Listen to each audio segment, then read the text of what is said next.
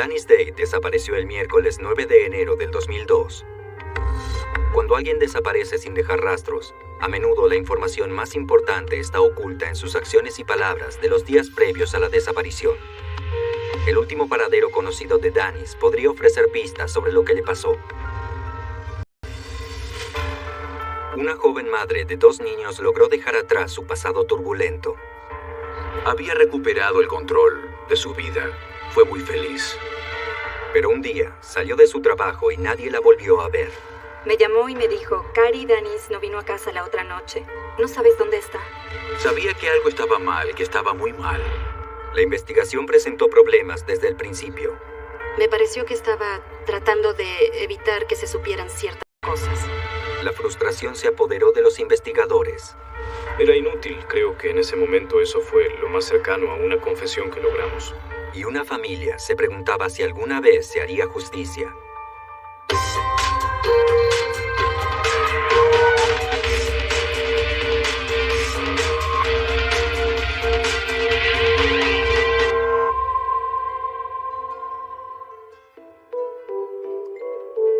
Era la Navidad del 2001, y Danis Day, de 19 años, había regresado a su pueblo natal, Laramie, en Wyoming, para celebrar las fiestas con su madre, 2 hermanas y otros familiares. No nos habíamos visto por mucho tiempo, y nos dio unos abrazos eternos, no nos soltaba. Al fin estábamos todos juntos, tomamos muchas fotos. Estas fiestas eran muy especiales para la familia. Danis estaba acompañada de 2 personas muy importantes en su vida. Su hija de 7 meses, Kaylee, el padre de la niña, su novio Victor. Estábamos empezando un camino nuevo, y el hecho de que toda la familia estuviera ahí significaba que habíamos tomado la decisión de estar más cerca de nuestra familia y prestar más atención a lo importante. Después de una década complicada, todos los familiares parecen haber alcanzado un equilibrio en su vida. Era una celebración especial para Danis y mi mamá. Habían superado cosas similares. Tanto Danis como su madre habían terminado un tratamiento de rehabilitación luego de largos periodos de adicción. Johnine a las metanfetaminas y el alcohol, y Danis a la cocaína. Me dijo, ¿sabes? Que ya hace mucho que no consumo. Siento que finalmente vuelvo a ser la que era. Era muy optimista con su futuro y su nueva vida. Pero tuvo una hermosa niñez en Wyoming. La llegada de Danis fue una bendición para nuestra familia. Yo ya tenía 2 niñas y luego Rod y yo nos casamos y tuvimos a Danis. Y todos la adoraban. Era tan alegre. Disfrutaba mucho la vida cuando era niña. Tenía algo especial. Todos los niños la querían. Pero la niñez privilegiada de Danis se interrumpió abruptamente en 1989 cuando sus padres se divorciaron. Cuando el padre de Danis y yo nos separamos, toda la familia sufrió. Nos afectó a todos. Y el papá de Danis necesitaba escaparse. Se fue a Colorado. Era incompetente como madre. Me drogaba y bebía alcohol. A veces ella salía con sus amigos y no volvía durante días. No les dejaba suficiente comida en la casa a mis hijas. Y además gastaba mucho dinero y dejaba empleos que necesitábamos. Yo no la controlaba para nada. A pesar del caos en que vivía su familia, Danis lograba tener buenas calificaciones. Se destacaba en lo artístico, sobre todo en la escritura. Y a los 15 años publicó una poesía en una revista literaria del pueblo. Ella era muy creativa. Recuerdo que siempre dibujaba y era muy inteligente y aprendió a leer y a escribir de muy pequeña. Creo que escribir le permitía a Danis sobrellevar ciertas cosas que pasaban con mi mamá cuando todavía vivía con ella. Hubo muchas veces en que fue ella quien tuvo que salvar a mi mamá. Pero no hay actividad artística que pueda compensar la falta de supervisión de un adulto. A los 16 años, Danis quedó embarazada. A veces la culpa me tortura. Todo el tiempo pienso en lo que tendría que haber hecho diferente. Pero cuando me enteré de que Estaba embarazada de su primer hijo.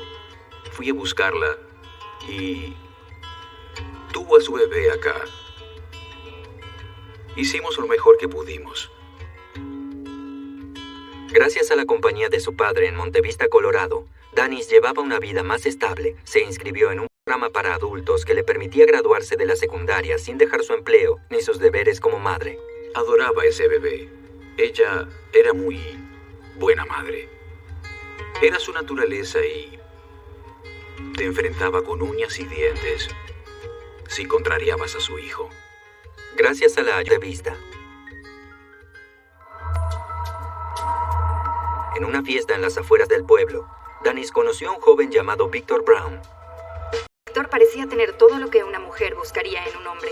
Tenía su propia casa, tenía su vehículo, trabajaba, era amable y divertido. Danis comenzó a pasar cada vez más tiempo en la casa de Victor, que el joven compartía con su padre, Vern Brown, un mecánico vendedor de autos usados. Pronto nació un romance entre Victor y Danis, y 6 meses después de su primer encuentro, Danis quedó embarazada. Me dijo que cuando lo conoció enseguida se sintió a gusto con él y que quería seguir sintiéndose así. Y al quedar embarazada, decidió que era la vida que ella quería.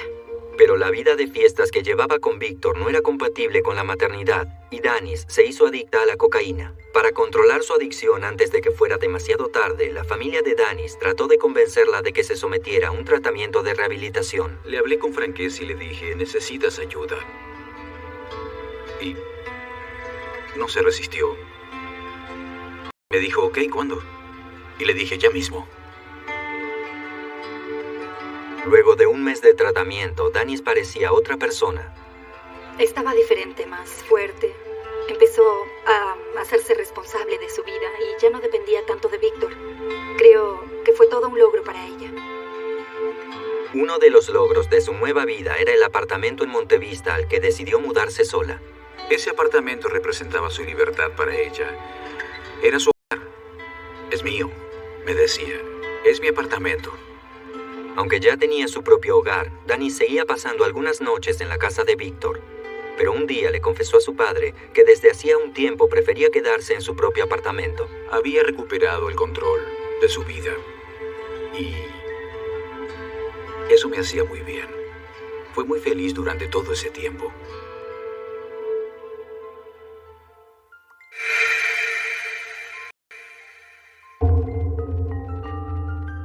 Luego de pasar unas hermosas fiestas con su familia en Wyoming, Danis regresó a Montevista dispuesta a hacer que el nuevo año fuera positivo. Volvió a su trabajo en Dos Ríos, un restaurante de su pueblo en el que había estado trabajando desde que había terminado la rehabilitación 8 meses antes. El 9 de enero del 2002 terminó su turno y se preparó para ir a la casa de Victor.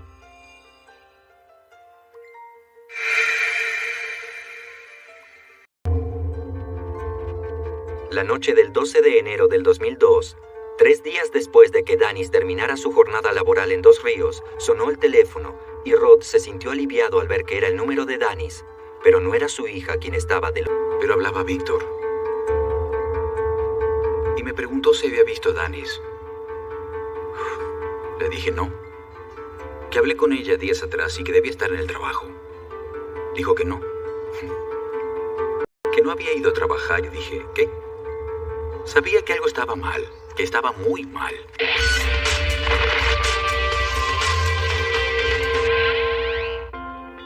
Danis Day, una joven de 19 años con 2 niños pequeños, había reordenado finalmente su vida luego de luchar contra sus adicciones durante 2 años. Pero a comienzos de enero del 2002, su padre Rod recibió una llamada preocupante de su novio, Victor. Una llamada que cambiaría su vida para siempre. Víctor dijo que hacía 3 días que no la veía. Llamé a un par de sus amigos y también al restaurante Dos Ríos, donde trabajaba. Y no la habían visto en 3 días. Rod hizo la denuncia de la desaparición en la oficina del sheriff y comenzó a alertar a otros miembros de la familia. En tanto, Victor hizo otras llamadas para ubicar a Danis.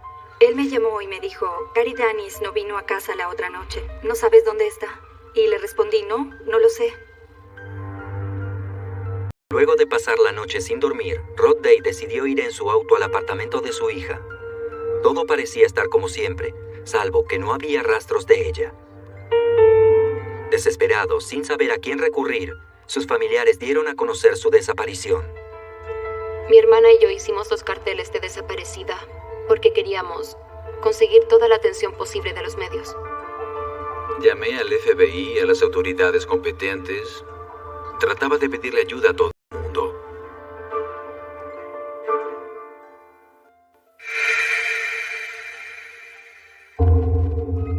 El lunes 14 de enero, 5 días después de la desaparición de Danis, se dio comienzo a una investigación. La oficina del sheriff del condado de Río Grande pasó varios días revisando los registros de la tarjeta de crédito y el celular de la joven. También hablaron con sus amigos y compañeros de trabajo, pero no recabaron ningún dato útil en los interrogatorios. Luego fueron a la casa de Víctor y al taller de mecánica de su padre para hablar con ellos. Un tiempo después, el sheriff Brian Norton se hizo cargo de la investigación. Según me dijeron, Víctor Brown había declarado que después de que ella llegó a su casa, los dos acostaron a los niños y ella le dijo que iba a salir con unos amigos. Él le preguntó con quién iba a salir. Ella le dijo que no quería decirle. Se fue y cuando él miró por la ventana, vio que subía un auto y se marchaba. Los investigadores le tomaron declaración a Víctor y le comunicaron el resultado a la familia de Danis. Cuando los familiares se enteraron de lo que Danis había hecho esa noche, no... Y en ese momento pensamos que quizás Danis se había alejado por unos días, que necesitaba pensar. Los familiares de Danis les dijeron a los investigadores que a veces la joven pasaba varios días en casas de amigos y entonces emprendieron la difícil tarea de ubicar a los numerosos amigos que ella tenía en el pueblo, pero todos aseguraron que no la habían visto desde el miércoles 9 de enero. Muchos preferían creer que ella había escapado. Empezaron a circular rumores. Una de las versiones era que Danis se había ido del pueblo por una recaída en sus adicciones. Jamás supe que Danis hubiera consumido drogas luego de la rehabilitación. Y sé que estuvo en situaciones en las que se consumían esas drogas y no se tentó. Para tratar de hallar más pistas y con la esperanza de que en verdad Danis se hubiera escapado, los investigadores fueron a Dos Ríos, el restaurante donde la joven trabajaba como mesera. Había un hombre joven que venía 2 o 3 veces por semana y hablaban cada tanto. Y ese día, a la noche en que ella desapareció, ese hombre estuvo acá. Los ayudantes del sheriff descubrieron que el hombre le dejó a Danis una propina inusualmente generosa el último día en que se la vio con vida. Quizás estaba interesado en ella, pero con respecto a entablar una relación nunca vi nada. Sin embargo, al interrogar a 2 empleados de Dos Ríos, los investigadores recibieron un dato interesante sobre la relación de Danis con su novio Víctor. La joven pensaba dejarlo la noche en que desapareció. Sé que Víctor era muy celoso, era muy controlador. Danis venía seguido a nuestra casa a pasar un rato y a mirar películas. Víctor la llamaba al celular y decía que estaba con nosotros, y entonces él llamaba a nuestro teléfono para ver si mentía. Las autoridades del pueblo ya sabían que la relación de pareja era inestable. Aunque Víctor nunca fue condenado por ningún delito relacionado con eso, el sheriff Brian Norton del departamento de Río Grande visitó en varias ocasiones a la pareja por denuncias de conflictos domésticos. Cuando estaban juntos parecían felices, pero a veces Danis aparecía con los ojos morados y se ponía gafas para ocultar los golpes. Le decía a Danis que podía dejarlo y ella decía que cambiaría. Que una vez que dejara las drogas y dejara de frecuentar esos ambientes cambiaría y sería la persona que ella quería. Creo que cuando se quedó en su apartamento y no volvió a mudarse con él, ya se estaba empezando a dar cuenta de que él nunca la dejaría libre. No era la primera vez que Rod Day acudía a las autoridades en busca de ayuda para su hija, pero como ahora Danis era mayor de edad, no había mucho que el sheriff pudiera hacer. Como ya era mayor, de 18, solo podíamos actuar si se hacía una llamada. En vista de los indicios de violencia en la relación, los familiares de Danis no comprendían por qué los investigadores no habían entre el sheriff Desi Medina y la familia Brown, y eso podría ser la causa de la demora en la investigación. Me parecía que el sheriff Medina no era sincero con respecto a la investigación. Cuando fui a hablar con él, no parecía ni siquiera considerar la posibilidad de que Víctor le hubiera hecho algo a mi hermana. El investigador de la fiscalía, Sean Woods, creía que la relación entre Medina y los Brown impedía realizar una investigación imparcial. Durante toda la investigación fuimos encontrando indicios de que el sheriff Desi Medina tenía una amistad con Baron Brown y también había actividades comerciales, negocios que tenían juntos. Mi opinión es que por su amistad con Baron Brown y Victor Brown relegó la investigación del caso. Sabía que era probable que él también fuera investigado por eso. De hecho, el sheriff Medina pidió oficialmente que lo aparten del caso. Pero la familia Day creía que seguía interfiriendo en forma privada en la investigación. Me pareció que trataba de proteger a la familia Brown. Trataba de evitar que se supieran ciertas cosas. Habían sido 2 semanas agotadoras y angustiantes para la familia Day. Cada vez estaban más seguros de que la investigación de la desaparición de Danis no era imparcial. El sheriff del condado, Desi Medina, tenía una relación personal con el novio de Danis y su padre. Pero justo cuando la familia estaba a punto de perder las esperanzas, surgió un dato escalofriante que constituía la primera pista importante del caso. Llegó hasta nosotros la información de que Víctor había golpeado a Danis en la garganta y la había matado. Esa fue la declaración. De inmediato, los investigadores se pusieron en acción e interrogaron a Tracy Williams, la novia del padre de Víctor, Baron Brown. Fue el 18 de enero del 2002.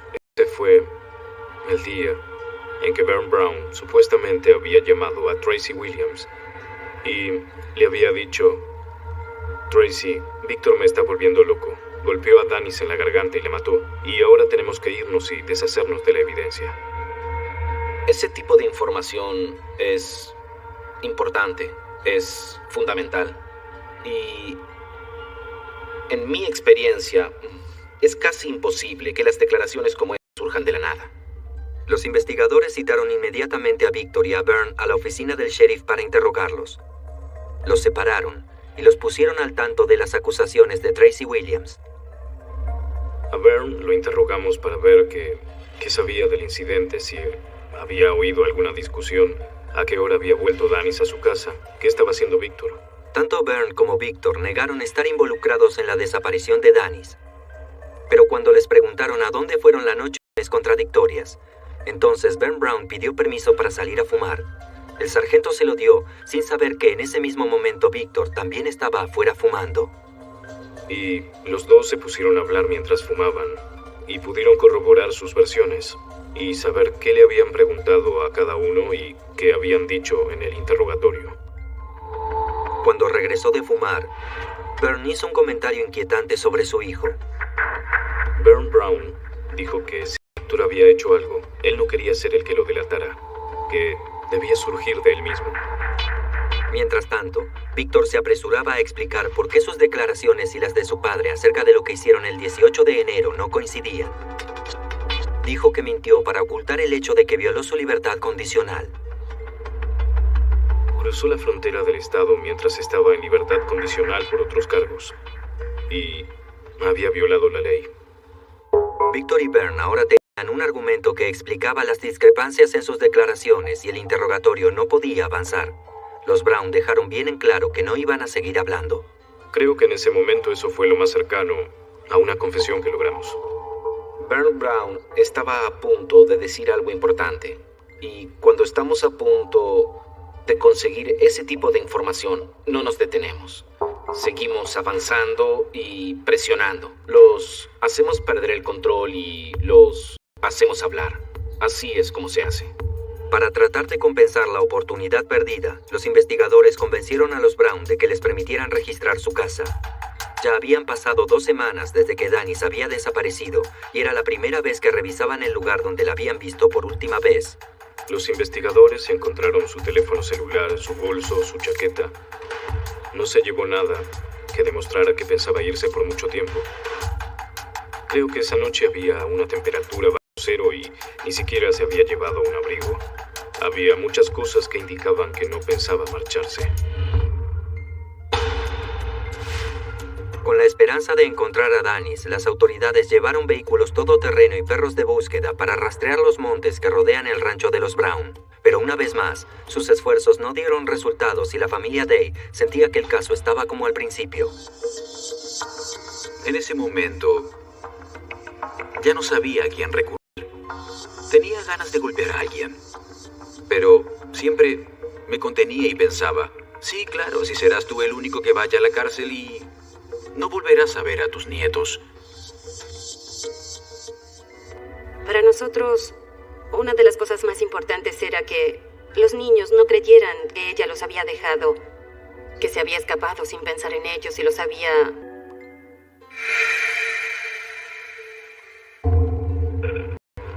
Y entonces, cuando parecía que era imposible que el caso se complicara aún más, el sheriff Desi Medina, que supervisaba la investigación, hizo una declaración impactante frente a un grupo de inspectores del condado. Sin mencionar a sus informantes, hizo una morbosa descripción del asesinato de Danis. Explicó con detalles bien gráficos cómo Víctor la mató y se deshizo del cuerpo. Todos los presentes quedaron estupefactos y desconcertados.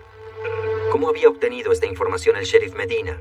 En pocas horas, su provocadora declaración llegó a oídos de los familiares y amigos de Danis. Era como si no fuera un ser humano y solían hablar de ella como si no les importara para nada. Dijo que ella había ido a decirle que se marchaba y volvía a su apartamento.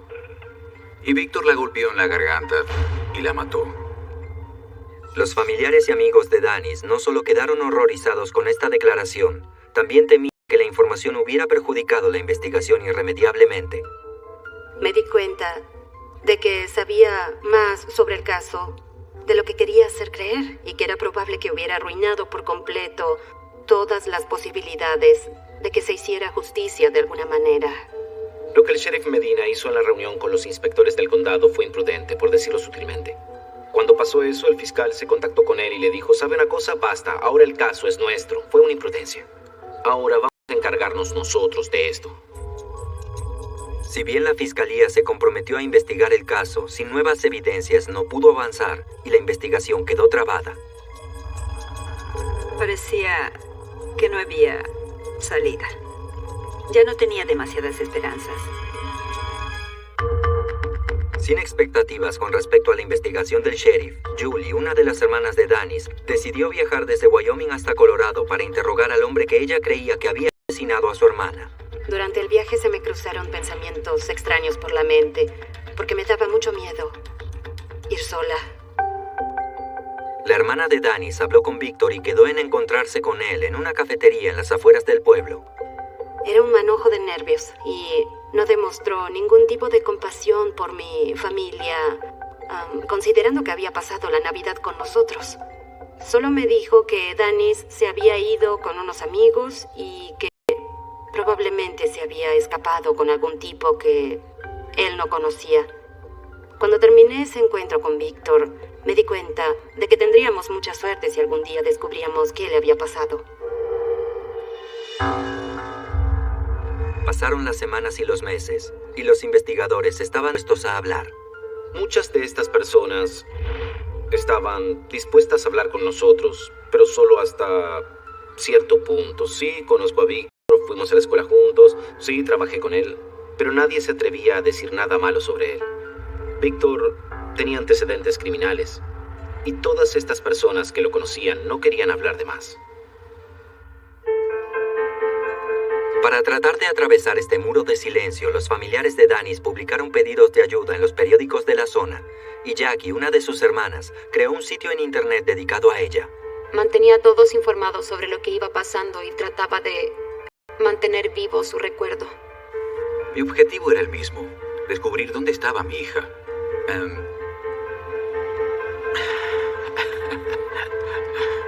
Esa fue siempre mi meta. No estaba dispuesto a rendirme.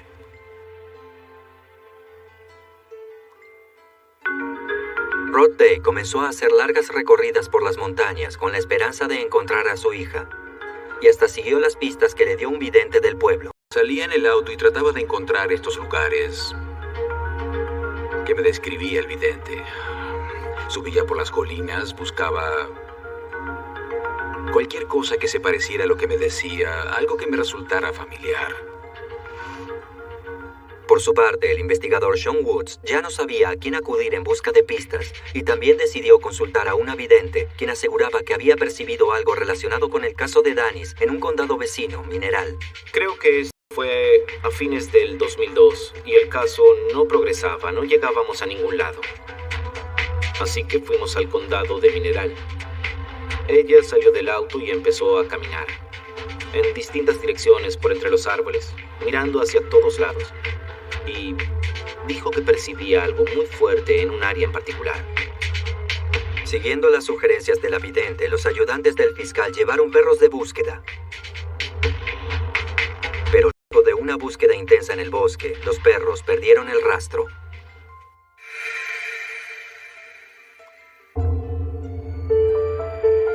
Había pasado ya un año desde la desaparición de Danis, y su padre le hizo un homenaje celebrando una vigilia a la luz de las velas. Pensé que quizás viniera alguna persona que supiera algo y se acercara a darnos alguna información. Cuando viera cuánto sufría su familia. Esa noche también estaba presente el asistente del sheriff, Brian Norton, que aspiraba a obtener el cargo de sheriff. Se me acercó cuando la vigilia terminó y me dijo... Y la mano, y le prometí que si me nombraban sheriff, haría todo lo posible por una respuesta. 3 semanas después, Brian Norton fue nombrado sheriff y asumió su cargo con el firme compromiso de honrar las promesas hechas durante la campaña. Me senté a hablar con Rod Day y le dije que era común que algunos casos se estancaran temporariamente, pero que con el tiempo los novios se separan y los esposos se divorcian, y que podría pasar algún tiempo hasta que alguien nos diera alguna pista útil. Cuando el sheriff Norton se encargó del caso, con la ayuda del investigador Woods, trazó un plan para vigilar a Victor con la esperanza de que revelara de algún modo el paradero de Danis. Pero antes de que pudieran poner en práctica su estrategia, se encontraron con otro problema. Victor se había ido del pueblo y se había mudado a Kansas, por lo cual pasó a otra jurisdicción. Otro obstáculo en la investigación fue que él estuviera en Kansas y yo en Colorado. Pero Rod Day estaba decidido a que la opinión pública no se olvidara del caso de su hija. Organizó un encuentro para conmemorar la cantidad de días que habían pasado desde la desaparición de Danis y le pidió al sheriff Norton que lanzara al aire 730 globos de helio. There are those possibly here today that have the answers and know the truth as to what happened and how it happened. We plead, please come forward so we can have some peace. So Danis's children can have some peace. Reach into your heart and ask yourself, what would I do if this was my child?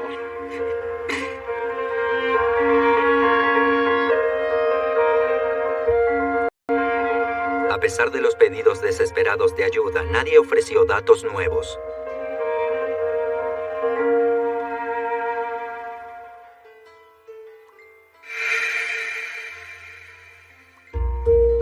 A comienzos del 2007, luego de varios años de arduas investigaciones, la suerte del sheriff Norton finalmente parecía cambiar. Victor Brown había vuelto a Monte Vista y, según algunos informantes del investigador de la fiscalía, Sean Woods, el sospechoso principal había regresado a casa para luchar contra las drogas. Cuando me enteré de que su adicción había empeorado, decidí aprovechar la situación. Pensé que podíamos conseguir algo si lo acusábamos, lo sacábamos de la calle y lo obligábamos a hablar en el ámbito de la cárcel. Víctor cada vez sucumbía más a su adicción y los ayudantes del sheriff comenzaron a seguir cada uno de sus pasos. A lo largo de un año, lo arrestaron por una serie de delitos menores, desde manejar sin licencia hasta posesión de drogas. Queríamos acusarlo, aprovechar la oportunidad para decirle, mira, vas a pasar un largo tiempo en la cárcel por estos cargos, te conviene que nos digas ahora qué le pasó a Danis. Sabíamos que... El departamento del sheriff aún no tenía pruebas concluyentes en contra de Víctor para poder ofrecerle algún tipo de acuerdo por su confesión. Pero la suerte cambió en abril de ese año, cuando las cámaras de seguridad grabaron a Víctor en una serie de robos que incluían 7 tiendas de Monte Vista. A continuación, el sheriff Norton tenía a su sospechoso principal exactamente donde lo quería, en la habitación de al lado, en la cárcel del condado de Río Grande. Ahora sí, estaba en una posición de ventaja para interrogarlo. El departamento del sheriff había pasado 7 años y medio siguiendo los pasos de Victor Brown, el hombre que creía responsable de la desaparición de Danis Day. Luego de seguir sin tregua cada una de las actividades criminales de Victor, el sheriff Brian Norton logró acusarlo de robo y posesión de drogas. Lo tenía en la cárcel del condado, aquí mismo. Ahora sí, estaba en una posición de ventaja. para interrogarlo. Era muy frustrante porque algunas veces parecía que quería hablar y luego volvía a la celda irritado con nosotros, y yo pensaba que no lograríamos nada. Pero en el otoño del 2008, luego de resistir durante más de un año las presiones del sheriff, Víctor finalmente aceptó considerar la posibilidad de un acuerdo por su confesión. Era el primer indicio de que podía tener información sobre el paradero de Dennis. Quizá su familia obtendría por fin la respuesta que había estado esperando con tanta ansiedad. El sheriff me dijo que estaba esa posibilidad y que podía ser que finalmente viéramos la luz al final del túnel, que al menos supiéramos dónde estaba, siempre y cuando quisiera aceptar el acuerdo. La primera propuesta del sheriff fue que Víctor se declarara culpable de asesinato en primer grado, con lo cual podría recibir una condena de entre 6 y 12 años de prisión. Su abogado nos dijo que no lo aceptarían y que su cliente no firmaría. Pasaron algunas semanas y finalmente el abogado de Víctor hizo otra propuesta. Dijo que Víctor aceptaría brindar información sobre Dennis con la condición de que no recibiera más de 6 años de prisión. Y le dije que de ninguna manera, que se pudriera en prisión si quería. No lo acepté. No iba a aceptar nada que le permitiera pasar menos años en la prisión que los que yo había pasado buscando a mi hija. Pasaron varios meses mientras el sheriff, el fiscal y el abogado de Víctor discutían intensamente los detalles de un acuerdo de negociación aceptable. Finalmente, el 29 de abril del 2009, la familia recibió la noticia que esperaba oír. Víctor llevaría a los investigadores hasta donde estaba Dennis.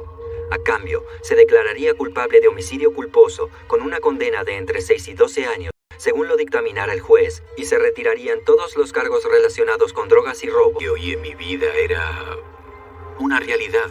Todo lo que había temido oír se hacía realidad. El mismo día en que Víctor firmó su acuerdo de confesión, comenzó a darle al sheriff Norton las respuestas de los interrogantes que atormentaron a los investigadores durante 7 años y medio. Can you answer what type of container is it? Plastic, metal, wood? It's 5-gallon drum, blue. So then it's going to show a weld in the metal top on them. Matter of fact, I have to figure out this little seal. Maybe fix it. Lo más parecido a una confesión que logramos fue que dijera que había sido una muerte accidental.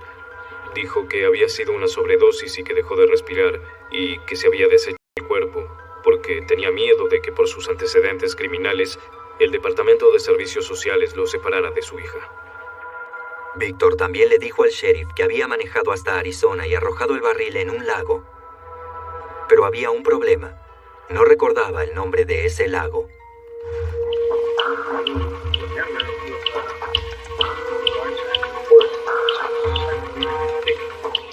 Recordó que había pasado junto a la casilla de un guarda. Con eso limitamos la búsqueda. Así que pasamos varias horas buscando diferentes lagos que tuvieran esas casillas y finalmente descubrimos que era el lago Lyman en el condado de Apache, Arizona. Es un lago muy grande que está en un parque del estado. Una semana después, el sheriff Norton escoltó a Víctor hasta el lago Lyman. Nos señaló la dirección en la que había arrojado el cuerpo y luego lo llevamos al vehículo y lo trajimos de vuelta acá a la oficina.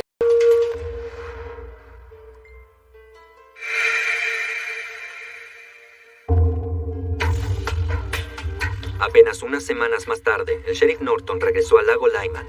Lo acompañaba el grupo de buceo y rescate del FBI, equipado con un sonar para aguas profundas, pero los esperaban algunos obstáculos. La visibilidad en el agua era de 30 centímetros, como máximo, y el agua estaba muy fría. Usamos el sonar aproximadamente por 3 días, y en la noche del 4.º día, uno de los buzos se sumergió y encontró un barril, pero no coincidía con la descripción. Inmediatamente se informó a los familiares de Dennis que la búsqueda no había dado frutos. Perdimos las esperanzas porque no estaba ahí. Y eso fue la verdad, eso fue lo peor de todo esto realmente. El sheriff Norton dijeron que habían hecho todo lo posible, que no creían que fueran a encontrarla. Tenían otros casos que necesitaban su atención. Dejaron nuestro caso. Eso no me gustó, pero no podía hacer nada para cambiarlo. La decisión del FBI no solo representaba un golpe para la familia, sino también para el sheriff Norton. Para mí era algo personal. Habíamos llegado tan lejos después de tanto tiempo que no me iba a rendir. Buscaría yo mismo en el lago. En las semanas siguientes a la decisión del FBI, el sheriff Norton se comunicó con colegas de otros estados con la esperanza de que algún equipo de buceo accediera a cooperar en el lago Lyman. Le dijeron que hablara con el equipo de seguridad pública de Utah y los llamó de inmediato.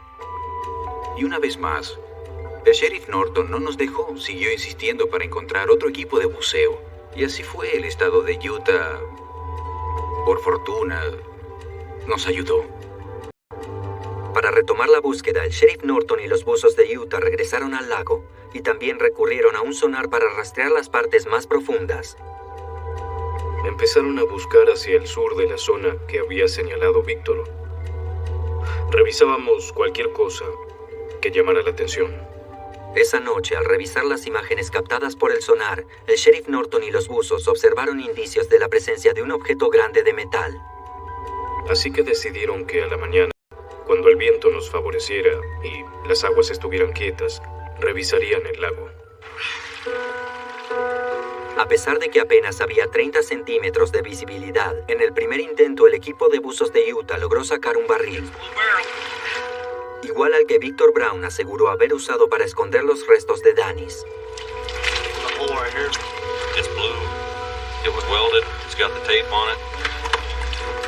Así que lo sacamos, le quitamos la tapa y encontramos los restos, los huesos. Sacamos como 2,5 kilos de restos calcinados. 3 meses después, el médico forense le entregó los resultados al sheriff Norton. El ADN coincidía. La búsqueda de Dennis Day había terminado. Hice lo que prometí, lo que me había propuesto. La regresamos a su familia.